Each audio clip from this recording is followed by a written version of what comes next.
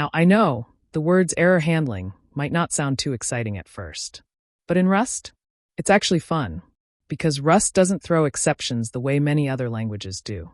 Instead, it gives you the power to explicitly handle errors using option and result types, and that makes your code safer, cleaner, and more predictable. So let's jump right in. All right, first up, the option type. This is Rust's way of saying, hey, sometimes you might not have a value at all. It's an enum with two variants, some value and none. Let's see a quick example together. So what's going on here? We're simulating a function that tries to find a username by user ID. If the ID is 1, it returns some, Alice. Otherwise, it returns none. So let's call it and see what happens. See that? We must match on the result. This forces us to handle the case where the value is missing, and that's why Rust avoids those scary null pointer errors. Instead of using match, we can also use if-let, or while-let depending on the requirements. If you don't know what is if-let and while-let, check out the previous video of this Rust full course series. So that's option. Now let's take it to the next level. Rust also gives us a more expressive way to handle operations that can succeed or fail, and that's the result type. Like option, it's an enum, but it carries more context. Let's simulate a basic division function that handles division by 0 safely. Here's what's happening. Our function divide takes two integers, a and b. If b is 0, we return an error with a message. If it's safe, we return OK with division result. Notice that return type, result. That means it might return a value of type i32, or an error of type string. Now let's call this function in main and see how we can deal with the result. Here, we're matching on the result. This is the idiomatic Rust way, explicitly handling both success and failure. There's no way for you to accidentally forget that an error could happen. That's memory safety at compile time. And if we pass 0, boom, we'll get the error printed. Division by 0 is not allowed. Rust doesn't panic. It lets you gracefully handle the failure. Okay, let's try the same with Unwrap. We call the divide function first. It then uses the Unwrap method on the returned result. If the result is OK containing a value, Unwrap will return that value, which is then stored in the val variable and printed to the console. However, if the result is error, Unwrap will panic, causing the program to crash. This works, and it's much shorter. But here's the catch: if we change this line and run it, we get a panic at runtime.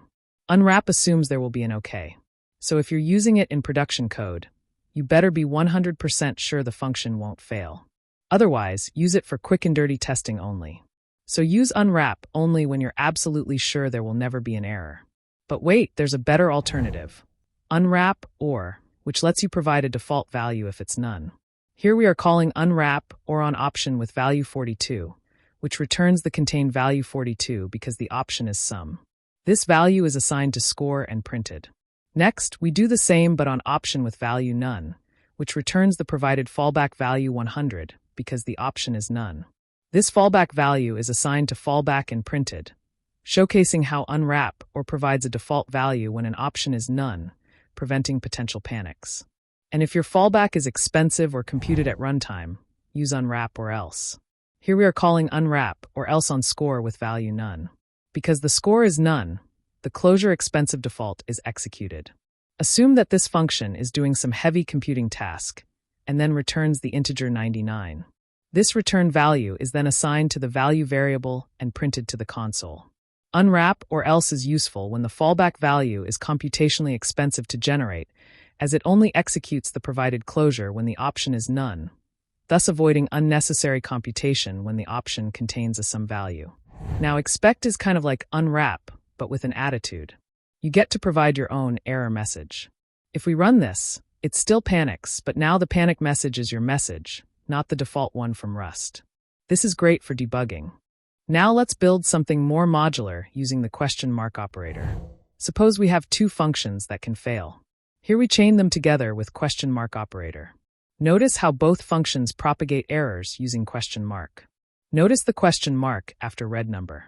It means, if this is an error, return early from the function. If it's okay, just unpack it and move on. This keeps our code clean and readable. In main, we can still use match to handle the top-level result. This pattern is what you'll see all the time in real Rust projects. It makes error handling almost invisible until it needs to show up. Let's take it up a notch. Real-world use case, reading from a file. Imagine you have a function that reads from a file. First, import some I/O stuff. Now here is a function that reads the contents of a file. And in main we call this function using match. This read file function takes a file path as input and attempts to read the entire contents of that file into a string. We use the standard libraries read to string. If any error occurs during file opening or reading, like the file does not exist, it returns an error containing an I/O error which describes the problem.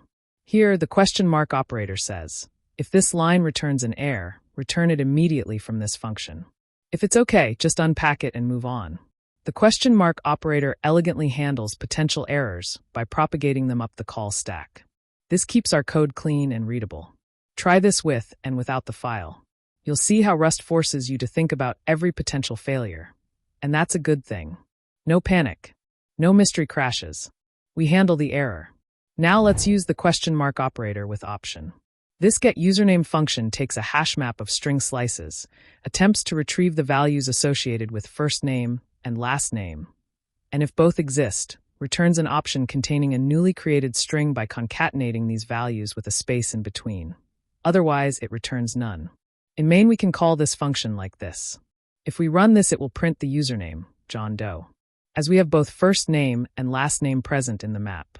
But if we remove one of the key value pair, the getUsername function will return none, and it will print could not construct username. So again, if any of those get calls return none, the function short circuits and returns none early. Same clean behavior. Just like with result. The question mark operator is one of the most powerful and elegant features in Rust. It turns verbose error handling into clean, readable code without compromising safety or control. Okay, what if we want to create our own custom error types? What if your function could fail in multiple ways? In Rust, you can define your own error type. Let's say we're building a login system. We can define our own error enum. Here we defined an enum called login error to represent different reasons why a login attempt might fail. Empty username, empty password, or invalid credentials. Now the login function takes a username and password as string slices and returns a result. It checks if the username or password are empty, returning the corresponding login error if so. Otherwise, it checks for the hard-coded admin and password combination, returning login successful, as an OK string slice if they match, and invalid credentials as an error if they don't. The main function then demonstrates calling the login function with an empty username and handles the resulting result using a match expression, printing a specific error message based on the encountered login error. This gives you precise control over what kind of errors you return and how you respond to them. This is great for more advanced applications where you want tight control over what kind of errors your app can throw and how to handle them gracefully. A quick question you might have. When should I use option and when should I use result? Here's the rule of thumb. Use option when something might be missing, but it's not an error, like a value not found in a map or an index being out of bounds. Use result when something can go wrong, and you want to return an actual error message or type. So there you go. Rust's error handling is clear, powerful, and one of the biggest reasons people fall in love with the language. In Rust, errors aren't just problems, they're part of the design. By forcing you to think about errors, Rust helps you write code that's more reliable, more predictable, and just cleaner.